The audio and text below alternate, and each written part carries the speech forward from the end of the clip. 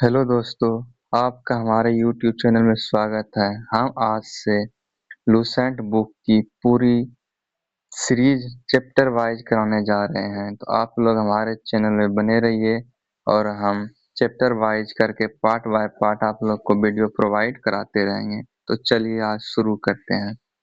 प्राचीन भारतीय इतिहास के स्रोत। प्राचीन भारतीय इतिहास के विषय में जानकारी मुख्यतः 4 स्रोतों से प्राप्त होती है: धर्म ग्रंथ, ऐतिहासिक ग्रंथ, विदेशियों का विवरण, पुरातत्व संबंधी साक्ष्य। धर्म ग्रंथ एवं ऐतिहासिक ग्रंथों से मिलने वाली महत्वपूर्ण जानकारी। भारत का सर्वप्राचीन धर्म ग्रंथ वेद है, जिसके संकलनकर्ता महर्षि कृष्ण देवव्यापन वेद व्यास को माना जाता है। वेद वासुदेव कुटुंब का उपदेश है। भारतीय परंपरा वेदों को नित्य तथा अपौरुषेय मानती है। वेद 4 हैं: ऋग्वेद, यजुर्वेद, सामवेद, अथर्ववेद। इन चारों वेदों को संहिता कहा जाता है। ऋग्वेद ऋचाओं के क्रमबद्ध ज्ञान के संग्रह को ऋग्वेद कहा जाता है। इसमें 10 मंडल, 1028 सूक्त एवं 10,462 ऋचाएँ हैं। इस वेद के ऋचाओं के पढ़ने वाले ऋषि को होत्री कहते हैं। इस वेद से आर्य के राजनीतिक प्रणाली, इतिहास एवं ईश्वर की महिमा के बारे में जानकारी मिलती है। विश्वामित्र द्वारा रचित ऋग्वेद के तीसरे मंडल में सूर्य देवता सावित्री को समर्पित प्रसिद्ध गायत्री मंत्र है। इसके 9वें मंडल में देवता सोम का उल्लेख है।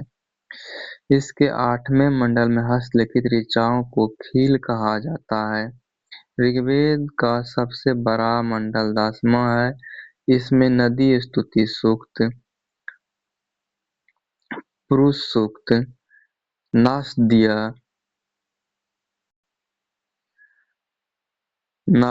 सूक्त, सूर्य सूक्त आदि सम्मिलित हैं। चतुर्वर्ण समाज की कल्पना आदि स्रोत पुरुष सूक्त हैं, जिसके अनुसार 4 वर्ण हैं: ब्राह्मण, क्षत्रिय, वैश्य तथा शूद्र। आदि पुरुष ब्रह्मा के क्रमशः मुख, भुजाओं, जंघाओं, चरणों से उत्पन्न हुए हैं। धर्मसूत्र 4 प्रमुख जातियों की स्थितियों, व्यवसायों, दायित्वों, कर्तव्यों तथा विशेषाधिकारों को स्पष्ट विभेद करता है। ऋग्वेद के कई इच्छा पदों को प्रयुक्त अनद्य शब्द का संबंध गाय से। अनद्य का मतलब है जिसका वध नहीं किया जा सकता है। ऋग्वेद में ब्रह्मा का उल्लेख तो है, किंतु आत्मा का नहीं है। वामन अवतार के तीनों पगों के आख्यान का प्राचीनतम स्रोत ऋग्वेद है। वामन अवतार वामन अवतार भगवान वामन श्री हरि के पहले अवतार थे, जो मानव रूप में प्रकट हुए थे। उनके पिता कश्यप ऋषि एवं माता आदिति थी। ये बौने ब्राह्मण के रूप में जन्मे थे। भगवान भागवत पुराण के अनुसार वामन अवतार का उद्देश्य भगवान विष्णु द्वारा इंद्र को पुनः स्वर्गलोक पर अधिकार दिलाना था। वामन भगवान को दक्षिण भारत में उपेंद्र के नाम से जाना जाता है। ऋग्वेद में इंद्र के लिए 250 तथा अग्नि के लिए 200 ऋचाओं की रचना की गई है। प्राचीन भारतीय इतिहास के साधन के रूप में वैदिक साहित्य में ऋग्वेद के बाद शतपथ ब्राह्मण का स्थान है। यजुर्वेद स्वर पाठ के लिए मंत्रों तथा बलि के समय अनुपालन के लिए नियमों का संकलन यजुर्वेद कहलाता है। इसके पाठकर्ता को अर्थवायु कहते हैं। यजुर्वेद में यज्ञों, नियमों एवं विधि विधानों का संकलन मिलता है। इसमें बलिदान की विधि भी वर्णन है। यह एक ऐसा वेद है जो गद एवं पद दोनों में है। सामवेद। सामवेद का शाब्दिक अर्थ है गान। इस वेद में मुख्यतः यज्ञों के अवसर पर गाए जाने वाले ऋचाओं का संकलन है। इसके पाठकर्ता को उदात्तरी कहते हैं। इसका संकलन ऋग्वेद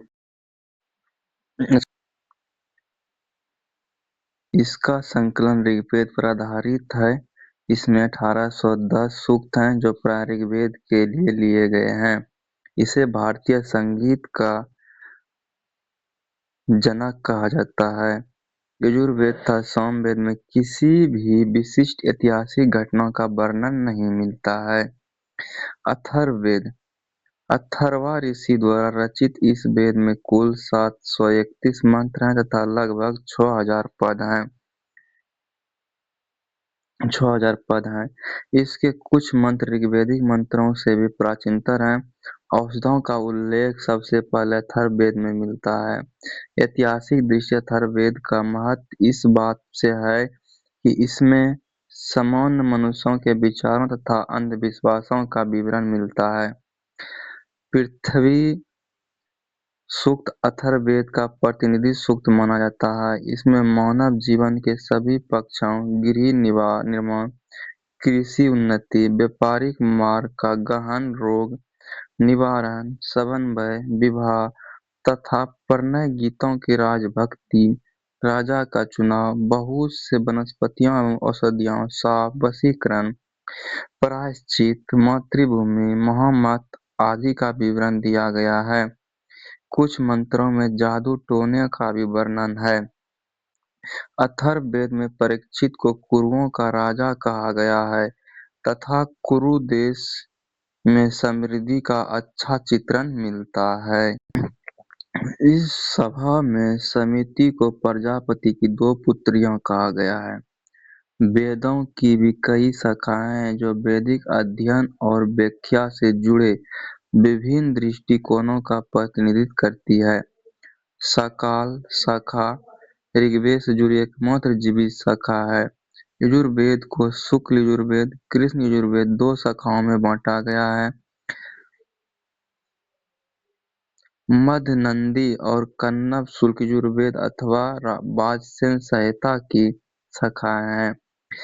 कृष्ण यजुर्वेद से जुड़ी शाखाएं कांठ, कनिष्ठल, मैत्रेयी, तैत्तिरीय, कौमुद, रामायणीय, जैमिनीय, यह तलवाकर सामवेद की शाखाएं हैं। अथर्ववेद की शाखाएं शिनक और पेपलाद हैं।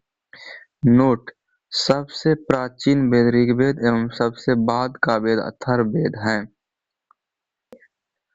ब्राह्मण, आरण्यक, उपनिषद। संहिता के पश्चात ब्राह्मणों का आरण्यक तथा उपनिषदों का स्थान है।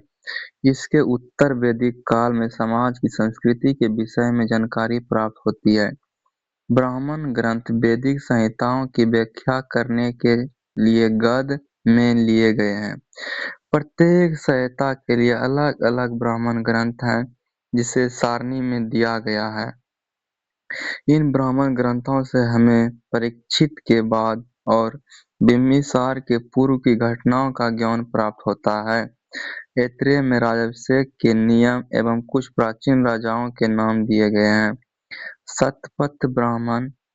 शतपथ में गांधार, शैल, केकयी, कुरु, पंचाल, कौशल, विदेह आदि राजाओं का उल्लेख मिलता है। वेद वेदांग। ऋग्वेद में ऐत्रेय एवं कौशितकी, यजुर्वेद में तैत्तिरीय व शतपथ, सामवेद पंचविंश, अथर्ववेद गोपद। आरण्यक में यज्ञ से जुड़े कर्मकांडों को दार्शनिक और प्रतीकात्मक अभिव्यक्ति हैं। उपनिषदों की संख्या 108 है, जिनमें 13 मूलभूत उपनिषदों की श्रेणी में रखा गया है। इसमें यज्ञ से जुड़े दार्शनिक विचार, शरीर, ब्रह्म, आत्मा, ब्रह्मा की व्याख्या की गई है। स्त्री की सर्वाधिक गिरी हुई स्थिति मैत्रेयी सहायता से प्राप्त होती है, जिसमें जुआ और शराब भली की भांति स्त्री को पुरुष का तीसरा मुख्य दोष बताया गया है। शतपथ ब्राह्मण में स्त्री को पुरुष की अर्धांगिनी कहा गया है। जाबलोपनिषद में चारों आश्रमों का उल्लेख मिलता है। स्मृति ग्रंथों में सबसे प्राचीन एवं प्रामाणिक मनुस्मृति मानी जाती है। यह शुंग काल की मानक ग्रंथ है। नारद स्मृति गुप्त युग के विषय में जानकारी प्रदान करता है। इस वीडियो को यहीं समाप्त करते हैं। अगले पार्ट में बने रहने के लिए पार्ट 2 अवश्य देखें। धन्यवाद।